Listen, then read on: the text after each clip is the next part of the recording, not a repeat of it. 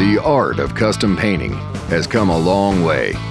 Vinyl and computer-generated techniques remove a lot of the human error that can occur while working on a precise design.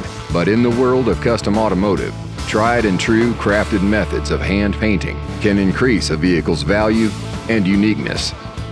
Mike Fisher from WyoTech's Street Rod Department is going to show us how to blend the old with the new by rebranding a client's historic company vehicle. We got this door shipped to us from a plant out of Nashville, Tennessee. What we did was actually preserve the old sign by using a satin clear and doing a small amount of sanding and modifying slightly so that the original hand-painted artwork would kind of fall back into the background. We wanted to keep the history of the door or the truck all intact. Every dent tells a story, and we wanted to leave that story intact. With the original artwork safely restored, Mike moves forward with his own custom paint.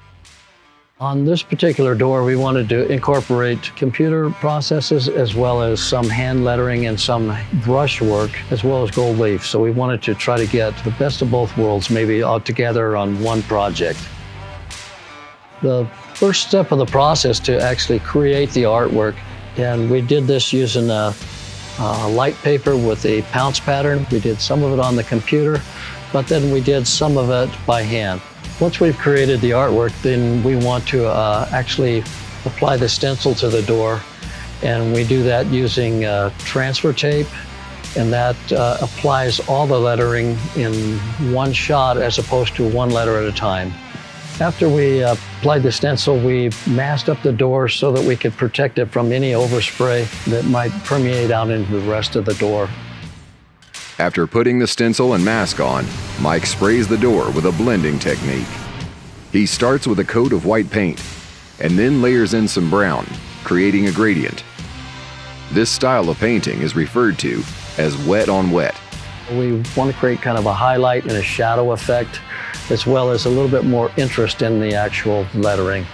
After the blend, we switched to an airbrush to create kind of a granite effect, and we did a little splattering with the airbrush, and then we created some cracks to make it look like it's possibly old rock as opposed to sheet metal or vinyl or anything else.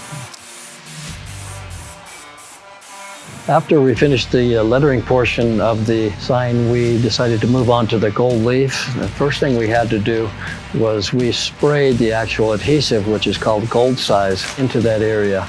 We let it set up until we got the perfect tackiness to apply the gold leaf. By adding gold leaf, Mike is creating a bold look. Not only does the gold add to the rich texture of the door, it also adds movement when light reflects off its surface. Mike removes the stencil slowly with an X-Acto knife. He does this carefully, knowing that if he rushes the process, the wet paint could peel off, ruining the project. The final step in this custom job is hand painting. Getting straight lines from a brush requires an immense amount of concentration and a steady hand.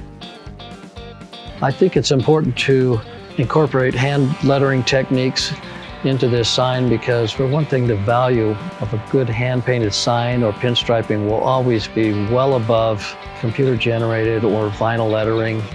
It's an old-school technique that will see this job across the finish line. It was important to the client to maintain the history of the door, and I think they were happy with the end results.